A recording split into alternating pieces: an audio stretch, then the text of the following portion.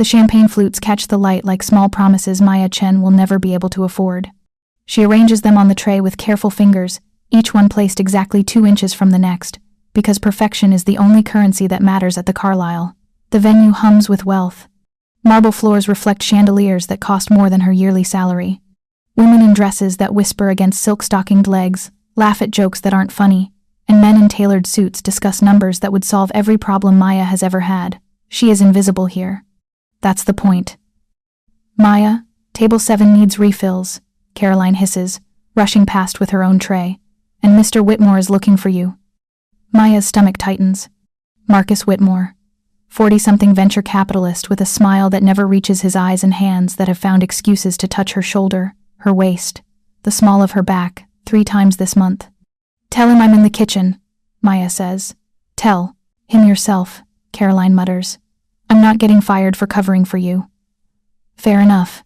Maya lifts the tray and moves through the crowd with practiced efficiency. Smile, nod, offer champagne, retreat. Don't make eye contact long enough to be remembered. Don't stay still long enough to be cornered. She's been working at the Carlisle for 8 months, and tonight's tips could cover her sister's textbooks for the semester. Marcus Whitmore appears beside her near the bar, too close, cologne too strong. Maya, he says, voice smooth as expensive scotch. You've been avoiding me. His hand finds her elbow firm enough that she can't step away without making a scene. Let's talk. After your shift. I have a position opening up in my company. Executive assistant. Better pay. Better hours. The offer comes with conditions that taste like ash. That's kind of you, Maya says carefully. But I'm happy here. His grip tightens a fraction. You work 3 jobs, Maya. Don't pretend you're happy. Her pulse jumps. How does he know that? Before she can answer, a voice cuts through the space between them. Low, calm, absolute. Mr. Whitmore. If you're enjoying this story so far, don't forget to hit the like button and subscribe. Drop a comment telling me where in the world you're watching from. I love hearing from you. Maya turns. The man standing 3 feet away wears the black suit and discreet earpiece of Carlisle security. She's seen him before, always on the edges of events, always watching. He's tall, broad-shouldered, with dark hair and a face that's too striking to be forgettable, but somehow she's never looked at him directly until now. His eyes are storm gray and fixed on Marcus Whitmore's hand on her arm. We need Miss Chen in the back for a moment, the security guard says. Kitchen issue. It's a lie. Maya knows every protocol, every signal. There's no kitchen issue. Marcus's jaw tightens. We're in the middle of a conversation. And now you're finished, the security guard says. His tone doesn't change, doesn't sharpen, but something in the air shifts. A pressure that makes Marcus's hand drop from Maya's elbow like he's been burned. This is inappropriate. Marcus says, puffing up. I'll be speaking to management about... You do that, the guard interrupts. Miss Chen? He extends a hand, not toward her, just indicating the direction. An exit, an escape. Maya should refuse.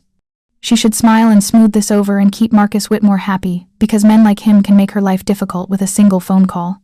But the security guard's eyes meet hers for a brief second, and she sees something there that makes her decision easy. She sets down her tray on the nearest table and walks toward him. Marcus starts to follow, and the guard simply pivots. A subtle movement, his body blocking the path, forcing Marcus to either go around or cause a scene. Marcus chooses retreat, but his eyes promise this isn't over. Maya walks through the ballroom, heart hammering, the security guard a silent presence at her shoulder. They pass through the service door into the hallway where staff rush between kitchen and event space. The noise of the gala fades to a dull hum. There's no kitchen issue, Maya says quietly. No, the guard agrees. There's not. She stops, turns to face him. Up close, he's even more intimidating. Not because he looks dangerous, though he absolutely does, but because he looks competent. Like a man who knows exactly what he's capable of and doesn't need to prove it. Why did you do that? She asks. Because he wasn't going to let go. The guard replies simply. I could have handled it. You shouldn't have to. The answer is so direct it steals her breath for a moment. Thank you, she says finally. But I need this job. If Marcus complains, he won't, the guard says with absolute certainty. How do you know? His mouth tilts in something that's not quite a smile. Because I'll have a conversation. With him first. Maya studies him. The sharp line of his jaw. The way he stands like he owns every room he enters. The expensive watch barely visible beneath his cuff. This is not a normal security guard. Who are you? She asks. Dante Moretti, he says. Head of security. I've worked here for 8 months. I've never seen you talk to anyone. That's by design, Dante replies. I don't talk unless there's a reason. And tonight there was a reason. His eyes hold hers. Tonight there was. The gala ends at midnight, but Maya's shift doesn't finish until the last glass is cleared and the last table is wiped down. By the time she changes out of her uniform in the staff locker room, it's nearly 1 in the morning. Her phone buzzes as she's pulling on her jacket. A text from her sister, Lily. Did you remember rent is due Friday? I can ask for extra shifts at the bookstore if you need help. Maya's chest tightens. Lily is 19 and should be worrying about exams, not her older sister's finances. I've got it covered, Maya types back. Focus on your midterms. Maya locks her locker and heads for the staff exit. The hallway is quiet now, just the hum of industrial refrigerators and the distant sound of a vacuum. She pushes through the heavy door into the alley behind the Carlisle. Cold November air hits her face. The city smells like rain and exhaust and someone's discarded takeout. She pulls her jacket tighter and starts walking toward the street. Footsteps echo behind her. Her muscles tense instantly, but she doesn't run. Running makes you pray. She learned that the hard way. Maya. She knows that voice. Smooth, entitled, angry. She turns slowly. Marcus Whitmore stands at the mouth of the alley, still in his expensive suit, but his tie is loosened and his face is flushed. Drunk or furious or both. Mr. Whitmore, she says carefully. The gala's over. You embarrassed me tonight, he interrupts, walking toward her. In front of my associates. Made me look like some kind of predator. I didn't say anything, Maya replies, backing up a step. You just let that security thug humiliate me, Marcus snaps. Do you know who I am? What I could do for you? I appreciate the offer, but I'm not interested, Maya says, trying to keep her voice level even though her heart is pounding. I should get home. It's late. She turns to leave, and his hand clamps around her wrist. Hard. We're not done talking, Marcus says. Pain shoots up her arm. She tries to pull away, and he yanks her back, slamming her against the brick wall. The impact knocks the air from her lungs. You think you're too good for me? Marcus hisses, face inches from hers, whiskey and rage on his breath. You're a waitress, a nobody. I was offering you a real future, and you, his words cut off abruptly, because a hand has appeared around his throat. Large, scarred knuckles, perfectly controlled pressure that lifts Marcus onto his toes. Dante Moretti stands behind him, expression carved from ice. Touch her again, Dante whispers, voice so low and lethal that Maya's skin prickles. And you're dead, Marcus makes a choking sound, hands scrabbling at Dante's grip. Dante doesn't squeeze harder. He doesn't need to. He simply holds Marcus there, suspended between violence and mercy, while his eyes flick to Maya. Are you hurt? Dante asks her, tone completely different when addressing her. Careful, concerned. Maya shakes her head, though her wrist throbs and her back aches from hitting the wall. Dante's jaw tightens. He looks back at Marcus. You're going to leave now, Dante says quietly. You're going to walk to your car, drive home, and never speak to Miss Chen again. You won't file a complaint. You won't mention her name. You won't think about her. He leans closer, and whatever Marcus sees in Dante's face makes him go completely still. Because if you do, Dante continues, I will find you. And what happens next won't be a conversation. He releases Marcus, who stumbles backward, coughing, one hand at his throat. You can't, Marcus stammers. I already did, Dante says. Leave. For a moment, Marcus looks like he might argue, might threaten lawyers and police and consequences. Then he looks at Dante again, really looks, and something in him breaks. He turns and runs. The alley falls silent, except for Maya's shaky breathing. Dante turns to her immediately, hands raised slightly, non-threatening. Are you okay? He asks. Maya starts, then stops, because she doesn't know how to finish that sentence. You could have killed him. No, Dante says. If I wanted to kill him, he'd already be dead. The casual certainty in his voice should terrify her. Instead, it makes her knees weak with relief. "Why were you out here?" she asks. "I saw him leave through the front entrance and then circle back," Dante replies. "I followed." "You were watching him?" "I was watching you," Dante corrects. "He was the problem." Maya's breath catches. "How long have you been watching me?" Dante hesitates, and for the first time, she sees something like uncertainty cross his face. 2 months, he admits finally. Since the first night Whitmore wouldn't take no for an answer. "Why?" Maya whispers. Dante steps closer, slow, careful, because no one else was. Her eyes sting. She blinks hard, refusing to cry in front of this stranger who isn't really a stranger at all. "I don't understand," she says. "You're head of security. You don't do this for every employee." "No," Dante agrees. "I don't." "Then why me?" His eyes search her face, and she sees him make a decision. "Because when I watched Marcus corner you the first time," Dante says quietly, "you apologized to him. You smiled and you apologized for existing in his space.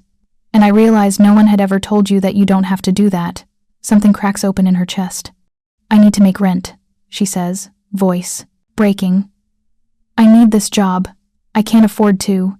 "You still have your job," Dante interrupts gently. "And Marcus Whitmore will not be a problem anymore." "You don't know that," Maya says. "Men like him, they have connections. Maya," Dante's voice stops her spiral. "I promise you, he will not be a problem." She wants to believe him. God, she wants to believe him so badly. "Who are you?" she asks again, because head of security doesn't explain the way he moved, the way he controlled Marcus without breaking a sweat, the absolute certainty in his voice. Dante holds her gaze. Someone who makes sure the right people stay safe. It's not an answer. It's also the only answer he's going to give. Maya shivers, adrenaline fading, cold seeping in. Dante notices immediately. "Let me drive you home," he says. "I can take the subway." Maya replies automatically. "It's 1 a.m. You just had a man twice your size assault you in an alley, and you're shaking," Dante says, tone, leaving no room for argument. "I'm driving you home." She should refuse. She should maintain boundaries, maintain distance.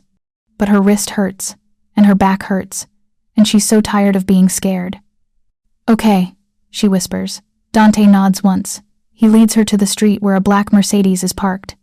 Expensive, understated, exactly what she'd expect from a man who commands rooms without saying a word. He opens the passenger door for her. The interior smells like leather and something woodsy. Cedar, maybe.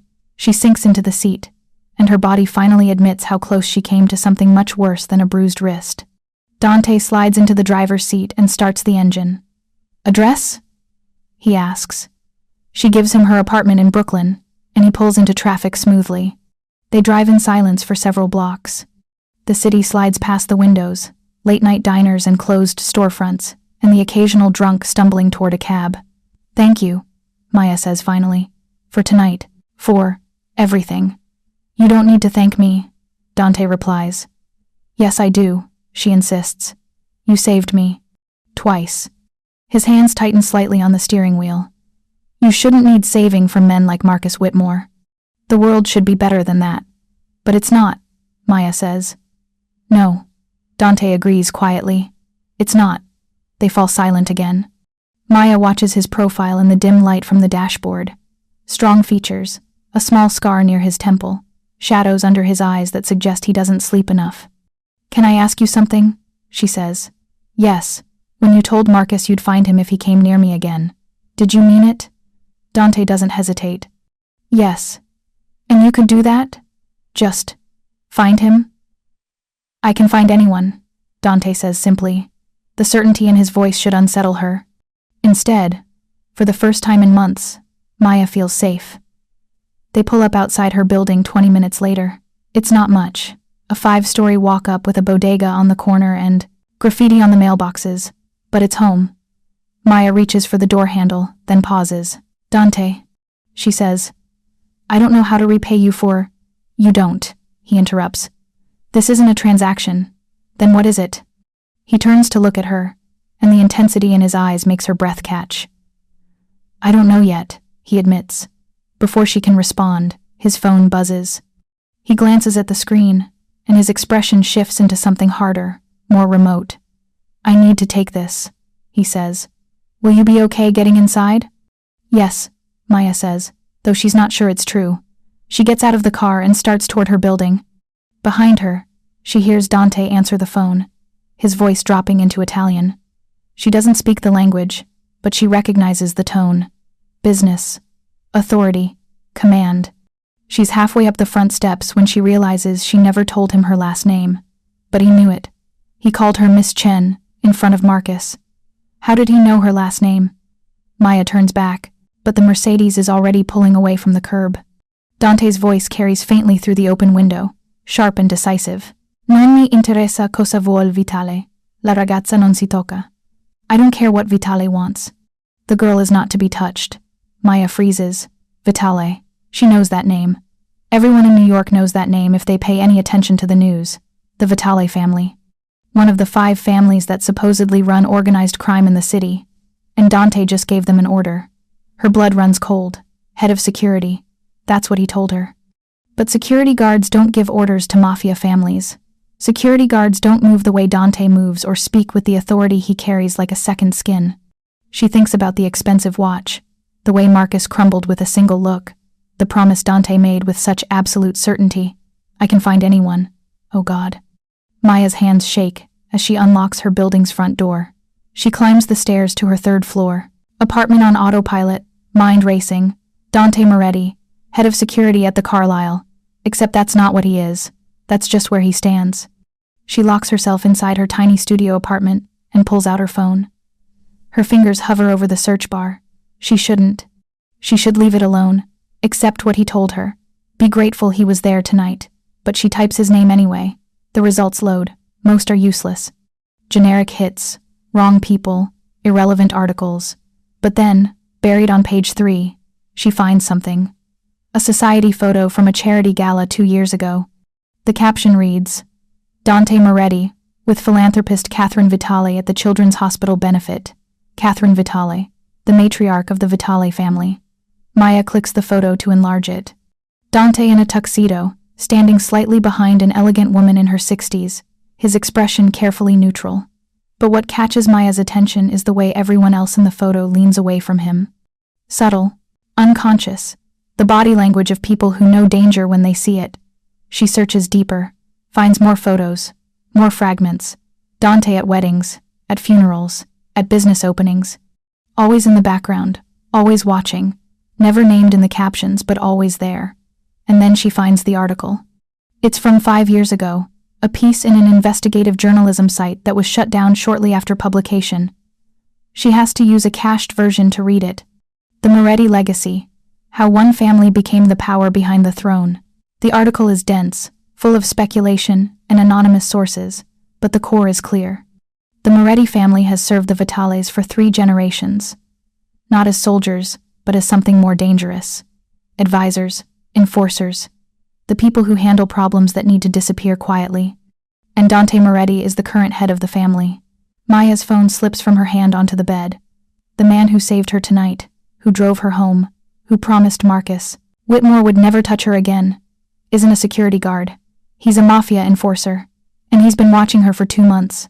Her door buzzer rings, harsh and sudden. Maya jumps, heart in her throat. She doesn't move, doesn't breathe. The buzzer rings again. Then her phone vibrates with a text from an unknown number. It's Dante. "You forgot your work bag in my car. I'll leave it outside your door." She hears footsteps in the hallway. A soft thud as something sets down. Then footsteps retreating. Maya waits 5 minutes before she opens her door. Her work bag sits on the mat, exactly as he promised. Tucked inside, on top of her folded uniform, is a business card. Plain white, just a phone number, no name, no title. And underneath, written in strong, precise handwriting, "Call if you need anything, day or night. I meant what I said." Maya picks up the card with shaking hands. She knows what she should do. Throw it away. Quit her job at the Carlisle. Move if she has to. Distance herself from a man who orders Mafia families around and makes men disappear. But when she closes her eyes, she feels Marcus's hand on her wrist, the brick wall at her back, the terror of being powerless. And then she feels Dante's presence, solid and certain, the way he looked at her like she mattered, like her safety was worth more than the consequences. Touch her again and you're dead. Maya puts the card in her wallet behind her subway pass, where no one will see it but she'll always know it's there. She doesn't know what Dante Moretti really is, but she knows he's the only person who's protected her when no one else would. And in a city that takes more than it gives, that has to count for something. Maya doesn't see Dante for 3 days. She goes to work at the Carlisle, serves champagne at a corporate dinner, smiles at guests who don't see her, and pretends everything is normal. Marcus Whitmore doesn't return. His name disappears from the VIP reservation list. When Maya asks Caroline about it, her coworker just shrugs. Heard he got food poisoning, Caroline says. Shame. He tipped well. Food poisoning. Maya almost laughs. Is that what they're calling it now? She works her morning shift at the cafe, tutors a high school student in calculus, goes home to her empty apartment, and stares at the business card she shouldn't have kept. Call if you need anything. She doesn't call. What would she even say? Thank you for threatening to kill someone on my behalf? Who are you really? Why me? On the 4th day, Lily texts her. Someone came by the bookstore asking about you. Older guy, expensive suit. Said he was a friend. I told him you don't have friends who wear Rolex watches. Did I screw up? Maya's blood runs cold. She calls Lily immediately. What did he look like? Maya asks before her sister can even say hello. Geez, hello to you too, Lily says. White guy, maybe 50? Silver hair, really blue eyes. Smiled a lot, but it was kind of creepy. He asked where you lived. What did you tell him? Nothing, Lily says, sounding offended. I'm not an idiot. I told him I couldn't give out personal information, and he should contact you through your work if he really knew you. Why? Who is he? I don't know, Maya says honestly. But if you see him again, don't talk to him, and call me immediately. You're scaring me, Lily says quietly. I'm sorry, Maya replies. I just be careful, okay? I'll explain later. She hangs up and stares at the phone in her hand. Then she pulls out Dante's card and dials the number.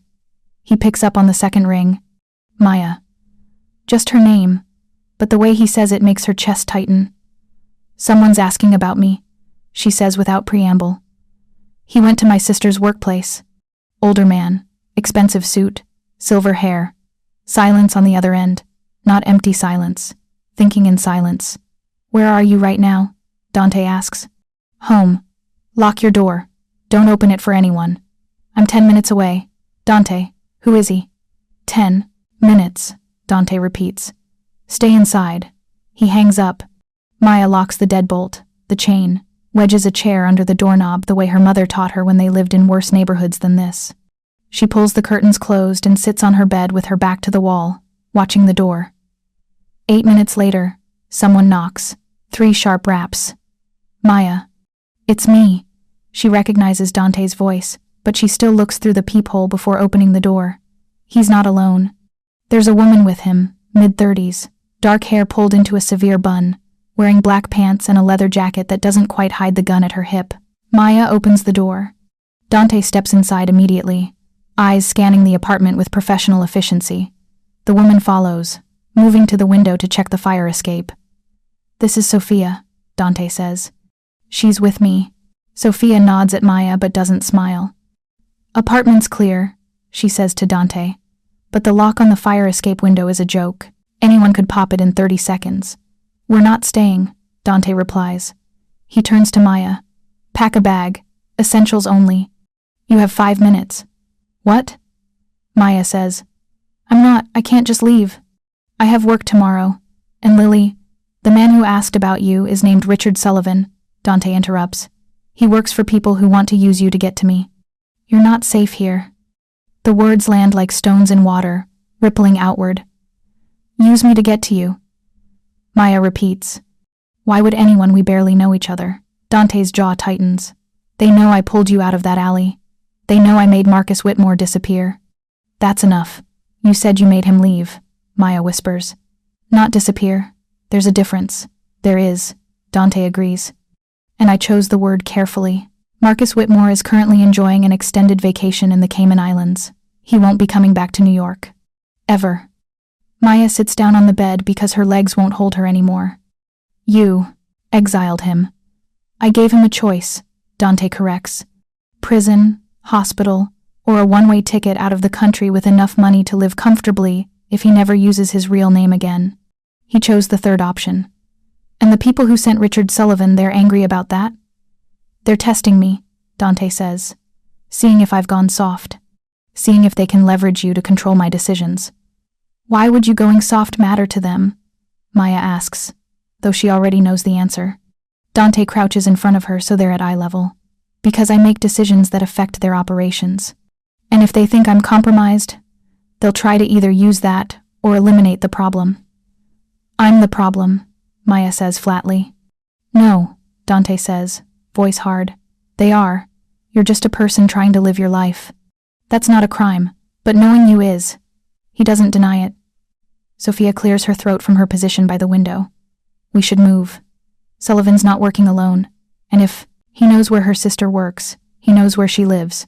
Dante stands. Pack a bag, Maya, please. Where are you taking me? She asks. Somewhere safe. Somewhere only 3 people in the world know about. 3 people? Me, Sophia, and now you. Maya looks at the woman by the window. Sophia meets her gaze steadily. You can trust him, Sophia says. I know that's asking a lot. But Dante doesn't make promises he can't keep. Maya thinks about Lily, about her shifts at the cafe and the Carlisle, about the life she's built out of determination and exhaustion. Then she thinks about a silver-haired man with a creepy smile asking her 19-year-old sister where she lives. She stands and pulls a duffel bag from under her bed. 5 minutes? She says. She packs quickly. Clothes, toiletries, her laptop, chargers, the photo of her parents she keeps on the nightstand. At the last second, she grabs the textbook she's supposed to be using for her tutoring session tomorrow. Dante watches. From the doorway. Your work, I'll handle it.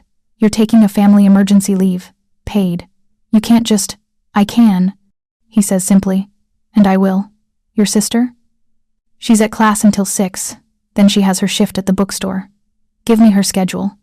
I'll have someone watch her. Not close enough to spook her, just close enough to intervene if Sullivan tries again. Maya pulls out her phone and texts him Lily's schedule. Dante's phone buzzes, and he glances at it, then makes a call. He speaks quietly in Italian again, too fast for Maya to catch anything except Lily's name and the word protezione, protection. When he hangs up, he looks at Maya. She'll be safe, I promise. How can you promise that? Maya asks, frustration bleeding into her voice. You're one person. They're however many they are. I'm not one person, Dante says. I'm the person 40 others answer to. Your sister will have eyes on her every time she leaves her dorm. She won't know, won't feel watched. But if anyone approaches her, they'll be stopped before they get within 10 feet. The casual certainty with which he reorganizes her entire life should make her angry. Instead, she just feels tired. Okay, she says. Okay. They leave through the back stairwell. Sophia goes first, hand near her weapon, eyes sharp. Dante stays close to Maya, positioning himself between her and every corner, every shadow. The car is different from the Mercedes. This one is a dark SUV with tinted windows and a driver already behind the wheel. A young man, early 20s, with nervous energy. This is Marco, Dante says. He's going to take your car and park it at your work. Make it look like you're still following your normal routine. I don't have a car, Maya says. I know. That's why it'll look convincing when it doesn't show up anywhere. Sophia huffs something that might be a laugh. He means we're covering your digital footprint. Your phone stays here, turned on. We'll move it to your work, your sister's, place, the cafe. Anyone tracking you will think you're still moving through your normal life. And what do I use? Maya asks. Dante hands her a new phone, still in the box. Burner. Pre-programmed with 3 numbers. Mine, Sophia's, and an emergency line. Don't call anyone else. Maya takes the phone, and reality finally settles over her like a heavy coat. She's leaving her life behind. Not forever, maybe, but for long enough that nothing will look the same when she comes back. If she comes back. They drive for 40 minutes, out of Brooklyn, through Queens, into a part of Long Island Maya's never been to. The houses here are spread out, hidden behind trees and gates. Old money trying to look modest. Dante pulls up to a 2-story house that looks like it belongs to a normal family. Painted shutters, a small garden, a porch with 2 chairs. "This is it?" Maya asks. "This is it," Dante confirms. Inside, the house is nicer than she expected. Hardwood floors, clean furniture, a kitchen that's been updated recently. It smells faintly of lemon cleaner and something else. Safety. Maybe, if safety had a scent. There's food in the fridge and pantry, Sophia says, moving through the house with the same professional efficiency she showed at Maya's apartment. The security system is live, cameras on all entry points. If anyone approaches the property, you'll get an alert on the burner phone. "How long do I stay here?" Maya asks. Dante sets her bag down by the stairs. "Until we neutralize the threat. Which means, I find everyone who knows about you. I make it clear that you're off limits. And I ensure they understand the consequences of testing that boundary." Maya wraps her arms around herself. "You're going to hurt people because of me. I'm going to stop people from hurting you," Dante corrects. "There's a difference." "Is there?" His eyes darken. "Yes, because the men I'm dealing with have already hurt others. They'll hurt more if someone doesn't stop them. That's the world I come from, Maya. I didn't make it, I just learned how to survive it." She wants to argue, to say there has to be another way. But she thinks about Richard Sullivan's creepy smile, about Marcus Whitmore's hand on her wrist, about all the times she swallowed her fear and smiled and apologized for taking up space. "Okay," she says quietly. Dante steps closer. "I know this is a lot. I know you didn't ask for any of this. But I need you to trust me for a little while longer." "Why?" Maya asks. "Why does it matter so much to you?" "You don't owe me anything." He's quiet for a long moment. When he speaks, his voice is lower, rougher. 5 years ago, I watched a woman get pulled into a car outside a restaurant. She was screaming. I was 50 feet away. I didn't move fast enough. By the time I reached her, the car was gone. Maya's breath catches. "We found her 3 days later," Dante continues. "Dead. Because she saw something she shouldn't have, and someone decided she was. Easier to eliminate than to ignore." "Dante," Maya whispers. "I swore after that," he says, "that if I ever had the chance to stop it from happening again, I would. No hesitation, no calculating the cost. I would just act." He looks at her, and she sees the weight he carries, the ghosts he'll never put down. "You're that chance," he says simply. Maya's eyes sting. "I don't know how to be worth that." "You already are," Dante replies. "Just by being someone who deserves to be safe." Sophia clears her throat again, and Maya realizes the other woman has been standing in the doorway, giving them space but staying close. "I'll do a perimeter check," Sophia says. "Dante, you should brief her on the protocols." She leaves, and the house feels smaller with just the 2 of them. Dante walks Maya through the security system, showing her how to arm and disarm it, which cameras cover which angles, where the safe room is if someone breaches the property. "There's a gun in the nightstand upstairs," he says. "Do you know how to use one?" "No," Maya admits. "Then don't touch it unless I tell you to. If something happens and I'm not here, Sophia will handle it. And if neither of you are here?" "That won't happen," Dante says with absolute certainty. "One of us will be within 5 minutes of this house at all times." Maya looks around the living room, at the comfortable couch and the bookshelf full of thrillers and the window that shows a quiet street where nothing bad is supposed to happen. "How long have you owned this place?" she asks. 2 years. "I bought it after." He stops, recalibrates. "After I realized I needed somewhere that wasn't connected to my family's name. Somewhere to hide. Somewhere to breathe." He corrects. They're quiet for a moment. Then Maya says, "I should call Lily. Let her know I'm okay. Use the burner," Dante reminds her.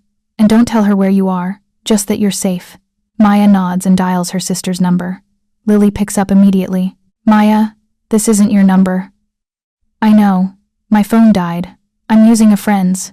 "What friend?" "You don't have friends." Maya huffs a laugh. "Thanks for that. You know what I mean," Lily says. "You work 3 jobs and sleep 4 hours a night. When would you make friends?" "Fair point." Maya takes a breath. "Listen, I'm taking a few days off. Family emergency." "What emergency?" "I'm your only family, and I'm fine." "It's complicated," Maya says. "But I'm okay. I just need you to be careful for a little while. Careful how?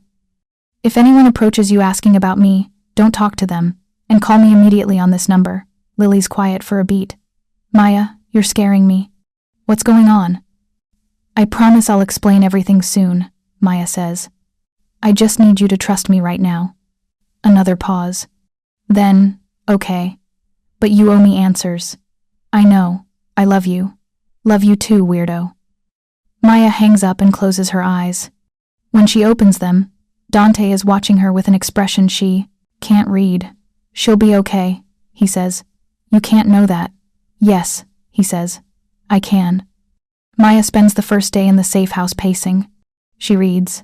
She tries to work on her laptop, but she can't focus. She cooks pasta for dinner and eats half of it before giving up.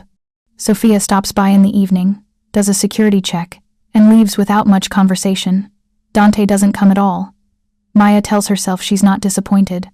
He's busy protecting her from a distance, making threats, rearranging the criminal underworld so one waitress can sleep without fear. She's not disappointed. By the second day, she's climbing the walls. She texts Dante on the burner phone. How much longer? His response comes 5 minutes later. Soon. Are you okay? I'm bored. That's a good sign, right? Means I'm not terrified. That's a very good sign. She stares at the phone, then types again. Can I ask you something? Always. Why does everyone call you Dante? Isn't that, I don't know, old-fashioned? The typing. Bubble appears, disappears, appears again. It's a family name. My grandfather. He was the first Moretti to work for the Vitalis. I was named after him because my father believed in tradition. And what do you believe in? This time the pause is longer. I'm still figuring that out. Maya sets the phone down and curls up on the couch. Outside, the sun sets behind the trees, painting everything gold and shadow. Her phone buzzes again. I'm coming by tonight. I'll bring real food, not whatever you've been surviving on. She laughs despite herself. How do you know I haven't been eating? Because when you're anxious, you forget to take care of yourself. Sophia told me you barely touched the pasta. Sophia's a snitch. Sophia's observant. There's a difference. If you're hooked on this story, make sure to subscribe and turn on notifications so you never miss an upload. Your support means everything and helps me bring you more emotional stories like this one. Maya showers and changes into clean clothes, then immediately feels ridiculous for caring what she looks like. This isn't a date. This is a Mafia enforcer checking on his responsibility. Except when Dante arrives 2 hours later, carrying bags from an Italian restaurant that smells incredible. The way he looks at her doesn't feel like responsibility. You look better, he says, setting the food on the kitchen counter. Better than what? Maya asks. Better than you did in that alley. Fair point. They eat at the small dining table. Dante serves her first chicken marsala, roasted vegetables, fresh bread that's still warm. He eats like someone who forgot food was supposed to be enjoyable, efficient, and focused. When's the last time you slept? Maya asks. He glances up. Last night. For how long? 3 hours. Dante. I'm fine, he says. I've functioned on less. That doesn't mean you should. His mouth quirks. Are you worried about me? Yes, she says honestly. You're running yourself into the ground because of me. I'm running myself into the ground because dangerous men think they can use you as leverage. Dante corrects. That's not your fault. Maya sets down her fork. Can I ask what you found out? About Sullivan and whoever sent him?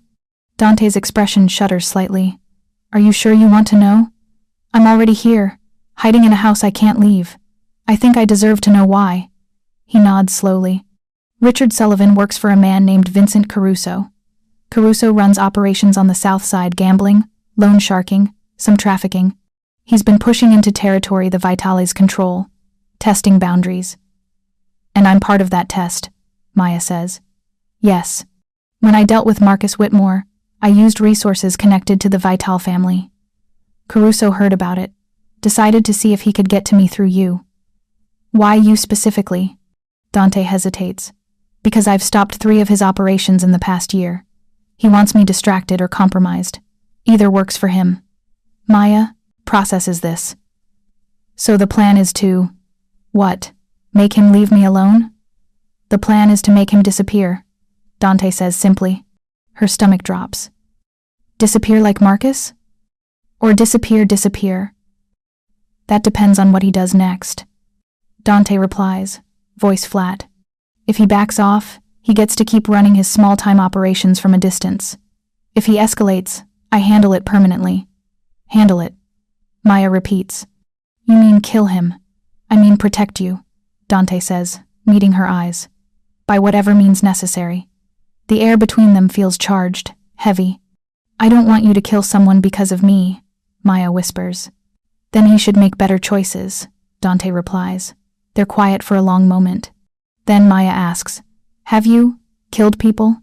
She expects him to deflect, to shut down, to remind her that some questions are safer left unasked. Instead he says, yes, just like that, honest and unadorned. How many? She asks, then immediately shakes her head. I'm sorry, you don't have. 11, Dante says. In 15 years. Maya's hands tremble slightly. She sets them in her lap. Did they deserve it? She asks. They were all people who hurt others, and would have continued hurting others if someone didn't stop them, Dante says. Whether that constitutes deserving it is a philosophical question I stopped asking myself a long time ago. But you still remember the number. I remember all of them, Dante says quietly. Their names, their faces, what they did to earn their deaths. I don't forget. That's the price. Maya looks at him, really looks at him, the shadows under his eyes, the way his shoulders carry tension even when he's sitting still, the careful control in every movement. You're not a monster, she says. His jaw tightens. You don't know that. Yes, I do. Monsters don't remember. They don't count. They don't care. Caring doesn't make me good, Dante says. It just makes me guilty. Then I guess we're both guilty, Maya replies. Because I can't seem to stop caring about you, even though I probably should. The words hang in the air between them. Dante stares at her like she's just said something in a language he doesn't speak. Maya, he starts, then stops, starts again. You shouldn't. I know, she interrupts. I know all the reasons why this is a bad idea. You've killed people. You're connected to organized crime. Being near you puts me in danger. I've had 2 days alone in this house to list every logical reason I should be terrified of you. And yet, when I think about that alley, about Marcus's hand on my wrist, about the moment I realized I couldn't fight him off. Her voice cracks. The only thing that made me feel safe was you. Dante closes his eyes briefly, like her words cause physical pain. You shouldn't feel safe with me, he says. I'm the reason you're in danger. No, Maya says firmly. Caruso is the reason I'm in danger. Marcus Whitmore is the reason. Men who think they can take whatever they want are the reason. You're just the first person who actually stopped them. He opens his eyes, and the look in them makes her breath catch. I don't know how to do this, he admits quietly. Care about someone who isn't part of this world. I don't know how to keep you safe and keep you close at the same time.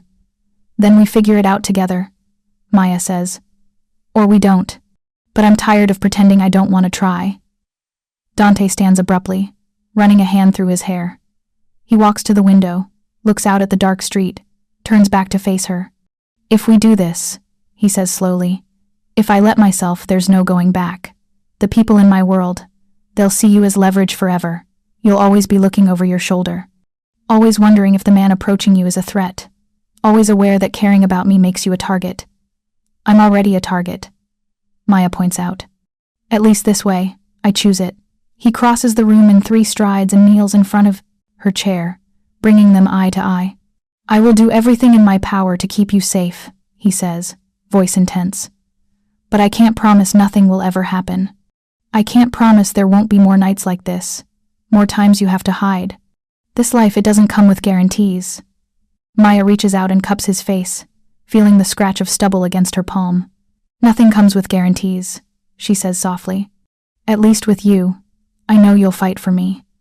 He leans into her touch, just slightly, and she sees the moment he stops fighting himself. I'll fight for you, he promises, until there's nothing left to fight. Then he kisses her. It's nothing like she expected. Not aggressive or claiming. Gentle, almost reverent, like he's afraid she'll break or disappear if he pushes too hard. Maya kisses him back, fingers threading into his hair, pulling him closer. He makes a low sound in his chest and deepens the kiss, one hand coming up to cradle the back of her head. When they finally break apart, both breathing hard, Dante rests his forehead against hers. "I'm not good at this," he murmurs. "At kissing? Because I disagree." He huffs a laugh. "At being with someone. At being normal." "Good thing I'm not asking for normal," Maya says. He pulls back just enough to look at her. "What are you asking for?" "Honestly," she considers, "for you to let me choose you. Not because you saved me, not because I owe you, but because when I look at you, I see someone who's fighting to be better than the world that made him, and that's worth something." His eyes search her face. "You're sure?" "I'm terrified," Maya admits, "but I'm sure. If you're hooked on this story, make sure to subscribe and turn on notifications so you never miss an upload. Your support means everything and helps me bring you more emotional stories like this one." "I'm terrified," Maya admits, "but I'm sure." They fall asleep on the couch, Maya tucked against Dante's side, his arm around her shoulders. It's the first time in days she doesn't dream about the alley. She wakes to voices. Dante is already sitting up, instantly alert. Sophia stands in the doorway, expression grim. "We have a problem," Sophia says. Maya's stomach drops. "What kind of problem?" "Caruso knows where Lily lives," Sophia says. "He sent 2 guys to her dorm. Campus security stopped them before they reached her room, but they were armed."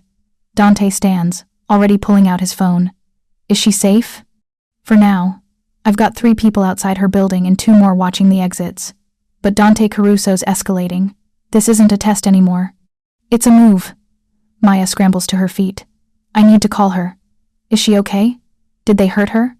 "She's fine," Sophia assures her. "She doesn't even know they were there.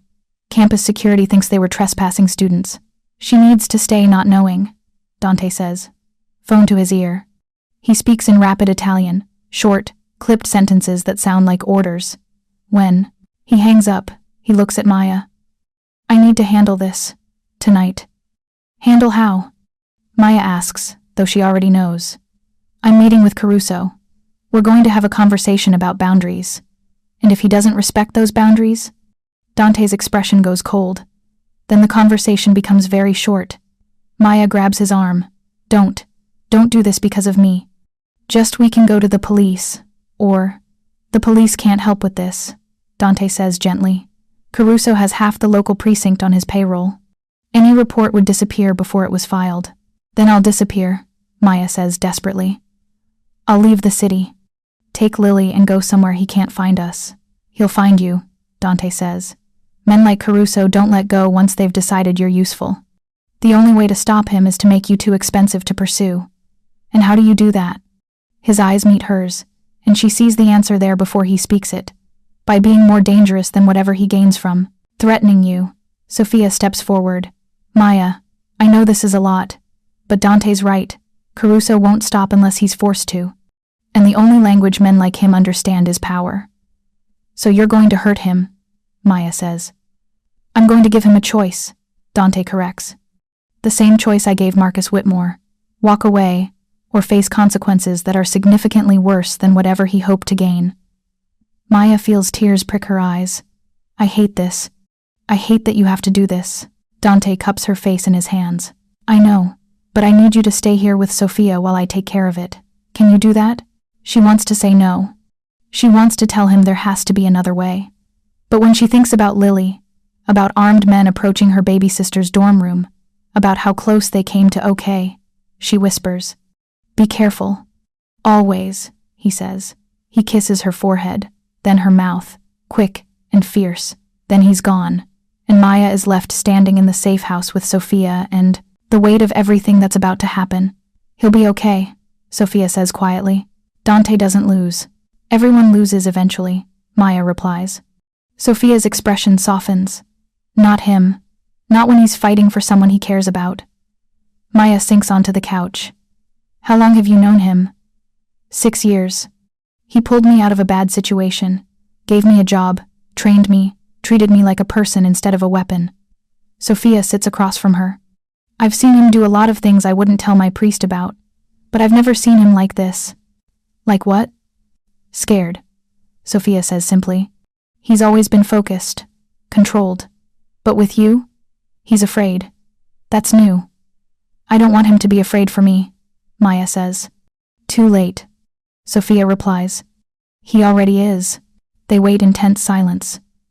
Sophia makes coffee. Maya pretends to drink it. The burner phone sits on the table between them, silent and accusatory. An hour passes, then two. Finally, at 11:47, the phone buzzes. It's done. Caruso won't be a problem anymore. Maya's hands shake as she types back. Are you okay? Yes, I'm coming to you. She waits another 30 minutes before she hears the car in the driveway. Sophia checks the security camera, nods, and opens the door. Dante walks in, and Maya's breath catches. There's blood on his knuckles. His shirt is torn at the collar. He moves stiffly, favoring his left side. You're hurt, Maya says, rushing to him. I'm fine, he says automatically. You're bleeding. Not my blood, he says, then sees her expression and softens. Mostly not my blood. Sophia disappears tactfully into the kitchen. Maya guides Dante to the couch and goes to get the first aid kit she saw under the bathroom sink. When she returns, he's sitting with his head tilted back, eyes closed, breathing carefully. Cracked rib? Maya asks, recognizing the posture from the time Lily fell off her bike.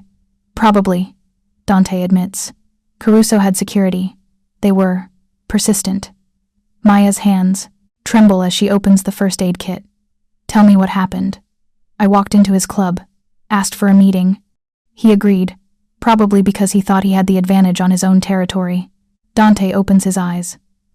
I explained that you and your sister were off limits. He disagreed. Things escalated. How badly? He's alive, Dante says. But he won't be using his right hand for a few months, and his operation is now under new management. Someone who understands the rules. Maya cleans the blood from his knuckles with shaking hands. You could have died. I didn't, but you could have. He catches her wrist gently.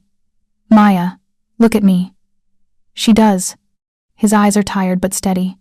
I've been doing this for 15 years, he says. I know how to handle men like Caruso. I wouldn't have gone if I thought I'd lose. You can't promise that, she whispers. No one can promise that. No, he agrees. But I can promise that I'll fight like hell to come back to you. And tonight, I did.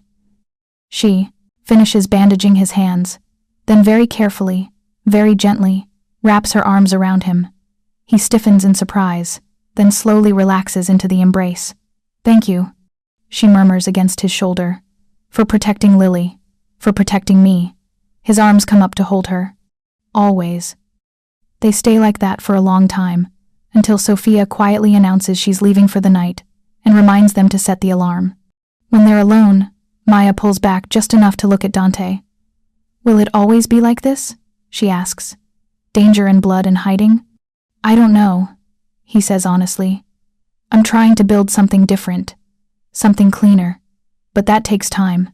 And if you can't, he cups her face. Then I'll make sure you and Lily are so far removed from it that nothing touches you. Even if that means I have to step away. I don't want you to step away, Maya says fiercely. I want you to stay and fight for both of us, for a future where we don't have to hide. Something shifts in his expression. You really mean that? I really mean that. He kisses her again, deeper this time, and she tastes copper and possibility, and the beginning of something that doesn't have a name yet. When they finally break apart, Dante stands carefully, wincing. I should shower, get the rest of this blood off. I'll help, Maya says, then blushes. I mean with the bandages, if you need, he smiles, and it transforms his face. I know what you meant. But when they're in the bathroom, and she's carefully unwrapping his injured hands so he can wash them, something shifts. The steam, the proximity, the way he looks at her like she's something precious he's afraid to break. Maya, he says quietly. She meets his eyes. If we do this, he says, if we really do this, I need you to know I'm all in. No hesitation, no holding back. You'll have all of me, including the parts that aren't easy to love. I already told you, she says, stepping closer. I'm not afraid of the parts that aren't easy. His hands, still damp, frame her face. Then stay, he murmurs. Stay with me tonight, tomorrow. As long as you'll have me. That might be a very long time, Maya warns. Good, he says. And when he kisses her this time, it feels like a promise neither of them knows how to keep, but both of them are determined to try. 3 weeks pass in the safe house. 3 weeks of Maya learning the rhythms of Dante's world. The late-night phone calls, the meetings that last until dawn, the careful dance of power and threat that keeps fragile peace. She returns to work at the Carlisle on a limited schedule. Dante insists on driving her personally, waiting in the parking lot like a particularly well-armed chauffeur. Marcus Whitmore's name never comes up again. Richard Sullivan, she learns from Sophia, took an early retirement to Florida. Vincent Caruso runs his operations from a hospital bed, then from home, then not at all. Someone else takes over his territory. Someone who sends Dante a bottle of expensive scotch and a handwritten note that simply says, "Understood." Lily finishes her midterms and calls Maya every other day, completely unaware that armed guards have been shadowing her for weeks. Life almost feels normal. That's when Maya should have known something was wrong. She's closing at the Carlisle on a Thursday night when her burner phone rings. Not a text, a call. From a number that's not Dante's or Sophia's, she answers cautiously. "Hello?" "Maya Chen."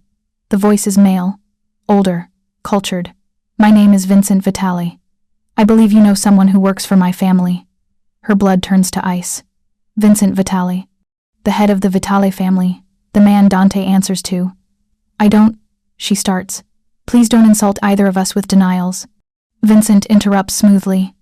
"Dante has been very distracted lately. I'd like to meet with you. Discuss the situation." "What situation?" Maya asks, though her hands are shaking. "The one where my most valuable asset is. Making decisions based on emotion rather than strategy," Vincent says.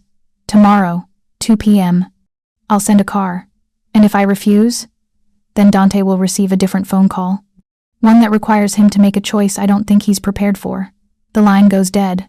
Maya stands frozen in the empty ballroom, chandelier light reflecting off polished floors, and realizes the peace was always an illusion.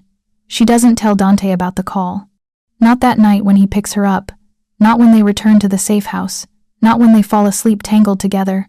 She tells herself she's protecting him, that she can handle one meeting with Vincent Vitale, explain that she's not a distraction, that Dante is still loyal to the family.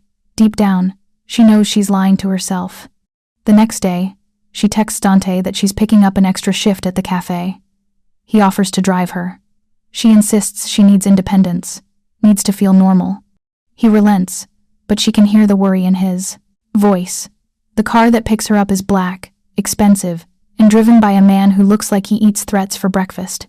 He drives her to a restaurant in Manhattan, the kind with no prices on the menu and a waiting list that's 6 months long.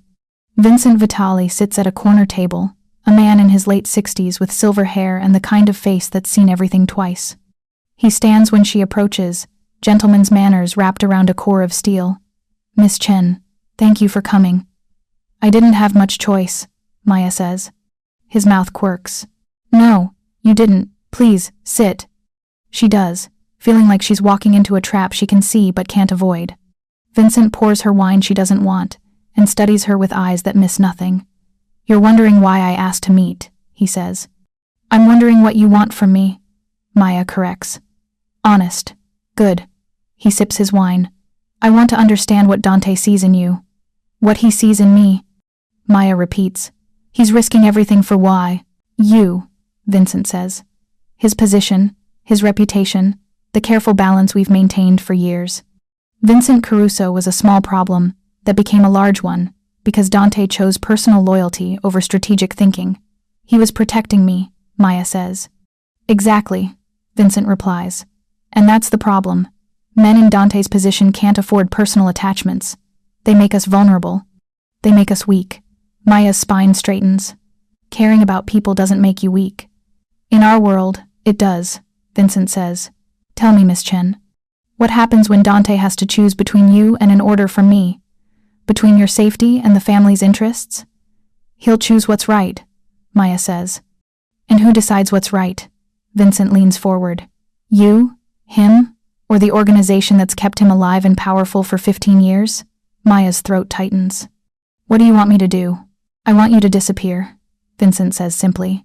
"Not dead, not harmed, just gone. I'll provide money, a new identity, A fresh start anywhere in the world. You and your sister. Comfortable lives. Far from here. And Dante? Dante goes back to being who he was before you. Focused, effective, uncompromised. Maya stares at him. You're asking me to leave him. I'm giving you an opportunity to save his life, Vincent corrects. Because if he keeps prioritizing you over the family, eventually someone will move against him. And when that happens, I won't be able to protect him. Why not? Maya demands. You're the head of the family. I can only protect people who follow the rules, Vincent interrupts. Dante is breaking them. For you. And if I make an exception, every other soldier, every other captain will think they can do the same. The structure collapses. People die. He sits back, expression almost sympathetic. I like Dante. He's smart, loyal, effective. I don't want to lose him, but I will if I have to. Maya's vision blurs. So I'm supposed to just vanish? Break his heart to save his life? If you really care about him, Vincent says quietly, yes. That's not fair. No, Vincent agrees. But it's the choice you have. Maya stands on shaking legs. I need time to think. You have until Monday, Vincent says. After that, I make decisions Dante won't forgive. She leaves the restaurant feeling like she's drowning. The driver takes her back to Brooklyn, drops her at her old apartment. She sits on the front steps and cries for the first time since the alley. Her phone, her real phone, the one she hasn't used in weeks, buzzes in her pocket. A text from an unknown number. Cute meeting. But Vincent's wrong about one thing. Dante won't choose you over the family. He'll choose the family and hate himself forever. Thought you should know before you make any noble sacrifices. A friend Maya stares at the message, stomach churning. Then she calls the one person who might tell her the truth. Sophia answers on the first ring. Maya? Why are you calling from your old number? Where are you? I met with Vincent Vitale, Maya says. Silence. Then, fuck. Does Dante know? No. Sophia, I need you to tell me the truth. If Dante has to choose between me and the family, what does he pick? Sophia's quiet for a long moment. I don't know. And that terrifies me. Maya goes back to the safe house because she has nowhere else to go. Dante's there, pacing, phone pressed to his ear, voice sharp with anger. He sees her and his expression shifts instantly to relief. She's here. I'll call you back. He hangs up and crosses to her in 3 strides. Where were you? I've been calling. I turned off the burner, Maya says. I needed to think. About what? Then his eyes narrow. What happened? She could lie. She should lie. Instead, she says, I met with Vincent Vitale. The color drains from Dante's face. You what? He called me. Asked me to meet. I thought I don't know what I thought. That I could explain. That I could convince. Him I'm not a problem. Dante's hands curl into fists. What did he say? Maya tells him everything.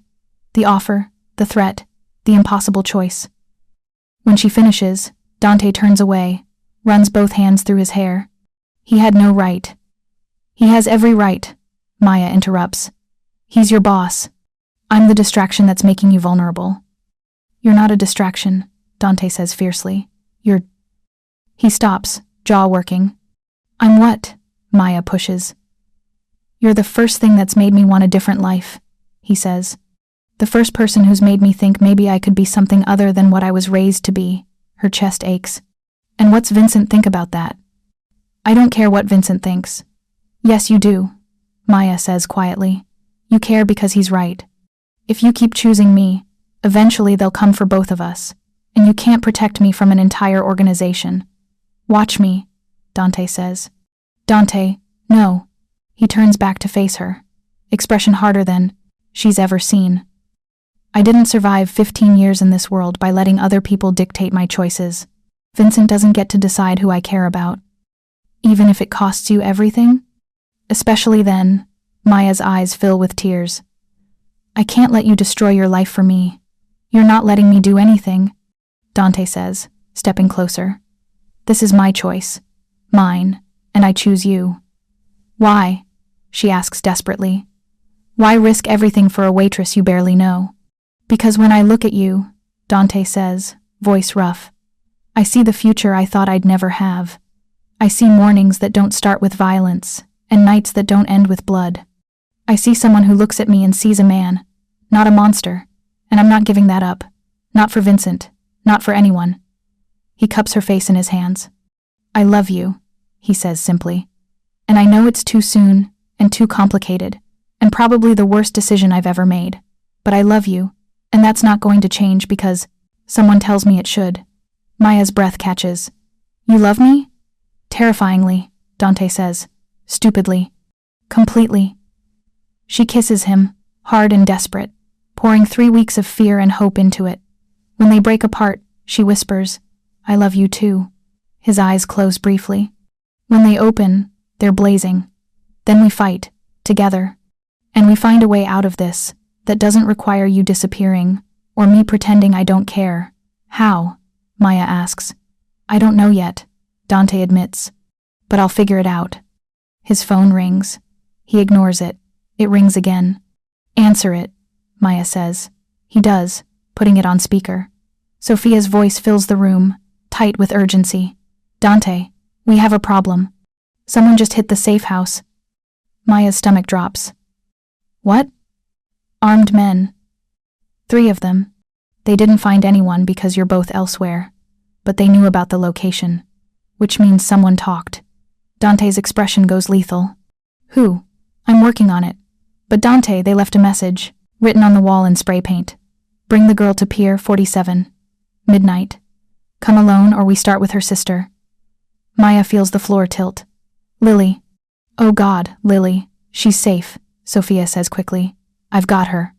Pulled her out of her dorm 20 minutes ago. She's scared and confused, but she's alive. Keep her that way, Dante orders. Full protection. No one gets within 50 feet. Already done. What about you two? Dante looks at Maya. We're going to Pier 47. That's a trap, Sophia says. I know. They'll be waiting with enough firepower to level a city block. I know. Dante. Sophia. His voice cuts through her protests. They threatened Lily. That line was crossed. So we end this. Tonight. Silence. Then, I'm coming with you. No, you stay with Lily. If this goes wrong, she'll need someone she trusts.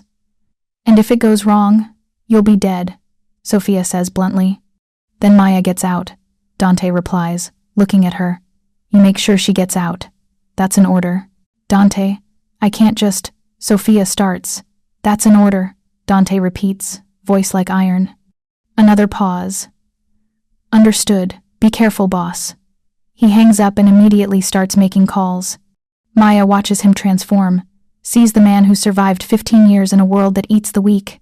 He's calm, focused, deadly. But his hands shake slightly when he loads his gun. I'm going with you, Maya says. No, you're not. Yes, I am. They want me. That's the only leverage you have. I'm not using you as bait, Dante says flatly. You're not using me, Maya corrects. I'm offering. If we do this, we do it together. He looks at her, really looks at her. You could die. So could you. That's different. Why? Because your life matters less than mine? She steps closer. Dante, I'm not letting you walk into an ambush alone while I hide. That's not who I am. Maya, I'm going, she says firmly. You can either plan for that or waste time arguing. His jaw clenches. Then finally he nods. You stay behind me. You do exactly what I say. And if I tell you to run, you run. No arguments. Okay. I mean it, Maya. No heroics. No trying to save me. You run, and you don't look back. She doesn't promise that part. They both know she's lying if she does. They spend the next few hours preparing. Dante makes calls to people whose names Maya doesn't recognize, speaks in code she doesn't understand. He gives her a gun and shows her how to use it. Safety, aim, squeeze the trigger, don't jerk. I don't want to shoot anyone, Maya says. Then don't, Dante replies. But if someone's shooting at you, I want you to have options. At 11:30, they leave the safe house. The drive to Pier 47 is silent, tense. The city slides past the windows, oblivious to what's about to happen. When they pull up to the pier, it's exactly as ominous as Maya imagined. Dark, abandoned, the kind of place where bad things happen and no one hears you scream. Dante parks a block away. Last chance to stay in the car. Not a chance. His hand finds hers, squeezes once. I love you. Whatever happens, remember that. We're both walking out of this, Maya says with more confidence than she feels. They approach the pier on foot. Maya's heart hammers so hard she's surprised it doesn't echo off the buildings. Dante moves like a shadow, silent and sure. The pier opens up before them, water black and vast beyond the wooden planks, and waiting in the center, backlit by a single floodlight, are 6 men. No, not just men. The one in the center, Maya recognizes. Silver hair, cold blue eyes, Richard Sullivan. I thought you retired, Dante calls out. Sullivan smiles. I did. But then Vincent Vitali made me a very interesting offer. Remove his problem child, and I get Caruso's entire territory. Vincent wouldn't, Dante starts, then stops. He's testing me. He's reminding you where your loyalties lie, Sullivan corrects. You've gotten soft, Moretti, weak, all because of her. He nods at Maya. So here's how this works. You walk away, leave the girl, we handle her quietly, and you go back to being Vincent's golden boy. Or, Dante asks, voice deadly calm. Or we kill you both. Dante laughs, the sound cold. You think 6 men is enough? I think you're outnumbered and outgunned, Sullivan says.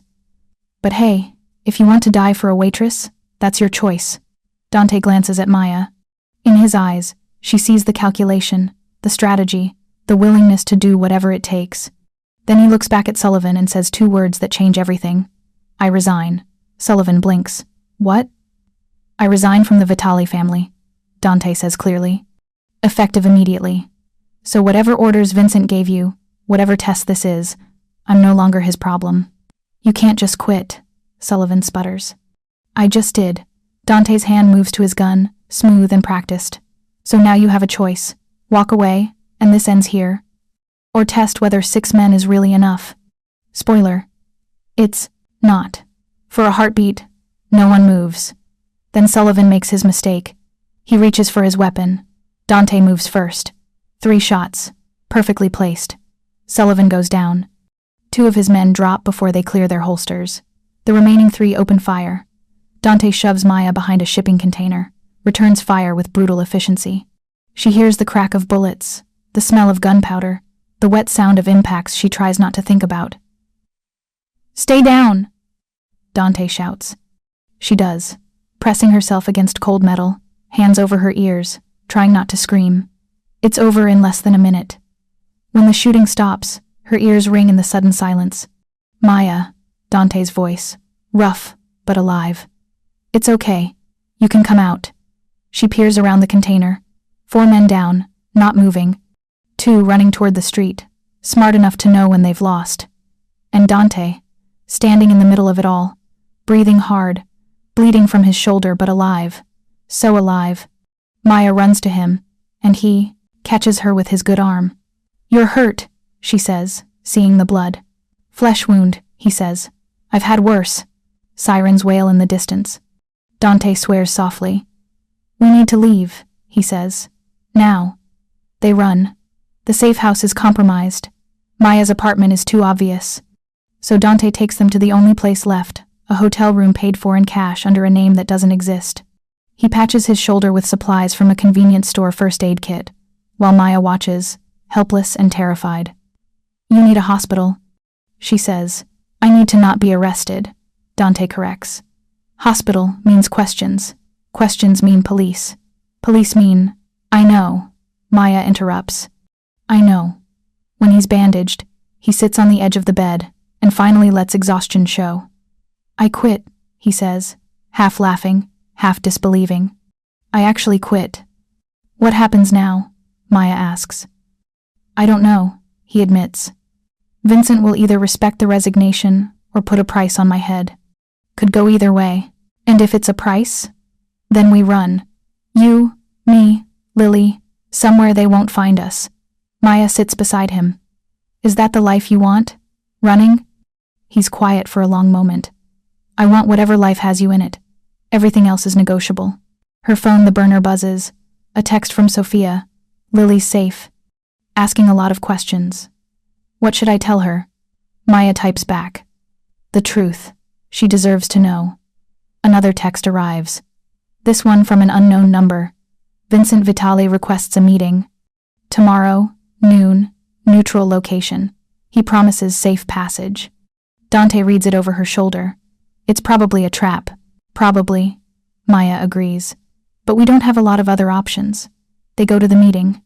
It's a park this time, public and crowded. Vincent sits on a bench feeding pigeons like a man without a care in the world. Dante and Maya approach cautiously. Vincent looks up, sees Dante's bandaged shoulder, and sighs. Sullivan was a test, Vincent says. You failed. I passed. Dante corrects. Just not the test you wanted. You resigned. Vincent's tone is impossible to read. Yes, because of her. Because of me. Dante says firmly. Because I'm tired of being a weapon. Because I want something different. Vincent studies them both. You know what happens to people who leave the family? Usually, Dante agrees. But I'm not usual. I know where every body is buried. I know every secret, every deal, every vulnerability. That knowledge keeps me alive, or it burns everything down. You're threatening me, Vincent says mildly. I'm offering a trade, Dante corrects. I walk away quietly. I disappear. I never speak about the family, never interfere with operations. In exchange, you let me go. Let us go. Vincent feeds another pigeon. And if I refuse, then we all lose something, Dante says. I lose my life. You lose control of information that could destroy the family. Maya and her sister spend the rest of their lives looking over their shoulders. Nobody wins. The silence stretches. Finally, Vincent speaks. You were the best I ever had. Smart, loyal, effective. It's a shame to lose you. But you're letting me go, Maya says, reading between the lines. Vincent looks at her directly for the first time. You must be extraordinary for him to give up everything for you. She is, Dante says simply. Vincent stands, brushing crumbs from his coat. You have 72 hours. After that, I've never heard of either of you. Where you go, what you do, it's not my concern. But Dante, if you ever come back to New York, if you ever involve yourself in family business again, the deal is void. Understood, Dante says. Vincent nods once, then walks away, surrounded by men. Maya didn't notice until they moved. She and Dante stand in the park, breathing in their new reality. So we leave, Maya says. Start over somewhere else. Portland, Dante suggests. Or Seattle. Somewhere it rains and no one asks questions. And Lily comes with us if she wants, or stays if she doesn't. Her choice. Maya thinks about her sister, brilliant and 19 and finally safe. She should finish school here. Have a normal life. We'll set up a trust, Dante says. Something Vincent can't touch. She'll be taken care of. And us? He takes her hand. We figure it out. New names, new jobs, new everything. It won't be easy. Will it be safe? Safer than this, he says. And together, that's what matters. They leave New York 3 days later. Lily comes to see them off, angry and scared and tearful. I don't understand, she says for the 10th time. Why can't you just stay? Because the people we got tangled up with don't forget, Maya explains. But you'll be safe. I promise. How do you know? Because the most powerful man in the city guaranteed it, Dante says. You'll have security, funding for school, everything you need. Lily looks at him. You really love my sister? Yes. Enough to give up everything? Everything I was. Before, Dante corrects. But I get to become something better. That's not a sacrifice. That's a gift. Lily hugs Maya so hard her ribs ache. You better call me every week. Every day if you want, Maya promises. They arrive in Portland on a Tuesday. The apartment is small, affordable, nothing like the safe house or Dante's penthouse, but it's theirs. Dante finds work in private security, the legal kind. Maya gets a job at a bookstore that pays half what the Carlisle did but doesn't come with handsy executives. Slowly, carefully, they build something that looks like a life. Some nights, Dante wakes up gasping, fighting invisible enemies. Maya holds him until the past releases its grip. Some nights, she dreams of the alley, of Marcus's hands, of the warehouse. Dante's there when she wakes, solid and real. They learn each other's scars. They celebrate small victories. They argue about dishes and laugh about nothing and kiss like they're still discovering what the other person tastes. Like, 6 months in, Dante comes home with a small box. Maya looks at it suspiciously. What is that? Open it, he says. Inside is a key. A key to what? Maya asks. The bookstore next door to yours just went up for sale, Dante says. I thought maybe we could buy it. Make it a cafe. Something that's completely ours. Her eyes fill with tears. That's a lot of money. I have a lot of money, Dante says. Most of it earned in ways I'm trying to atone for. Let me use it for something good. She kisses him. Yes. 1,000 times yes. They open the cafe 8 months later. It's small, cozy, the kind of place where people linger over coffee and books. They name it Second Chances because they're both terrible at subtlety and don't care. Lily visits for Thanksgiving. She's thriving at NYU, dating a philosophy major who makes her laugh, building the future their parents wanted for her. Over dinner, she asks the question Maya's been waiting for. Are you happy? Maya looks at Dante, across the table. He's relaxed in a way she never saw in New York. The hard edges softened by time and safety and love. Yes, Maya says honestly. I really am. That night, after Lily's gone to bed in the guest room, Dante and Maya sit on their tiny balcony watching the rain. Do you ever regret it? Maya asks. Giving up everything? I regret that people got hurt, Dante says. I regret the violence, the fear, the things I can't take back. But leaving? Choosing you? He pulls her closer. That's the only decision I've never questioned. She rests her head on his shoulder. I love you. I love you too. They sit in comfortable silence, watching the city that doesn't know their names, doesn't care about their past, just lets them be two people who found each other in the dark and chose the light. It's not the ending Maya imagined when she locked the side door of Delaney's diner all those months ago. It's better, because she's not just surviving anymore, she's living. And the man who once whispered, touch her again and you're dead, now whispers, I love you every morning. That's the kind of happy ending that doesn't come from fairy tales. It comes from choosing each other, every day, despite everything. And choosing each other is exactly what they plan to keep doing. Thank you so much for watching until the end. If you loved this story, check out the other videos on your screen now. I think you'll really enjoy them. And don't forget to subscribe if you haven't already. See you in the next story.